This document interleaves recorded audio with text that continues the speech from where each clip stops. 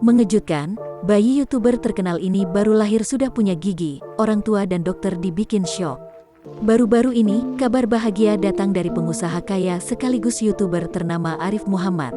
Lahir di tanggal cantik, anak kedua Arif Muhammad dan Tiara Pangestika itu rupanya mengalami kondisi langka.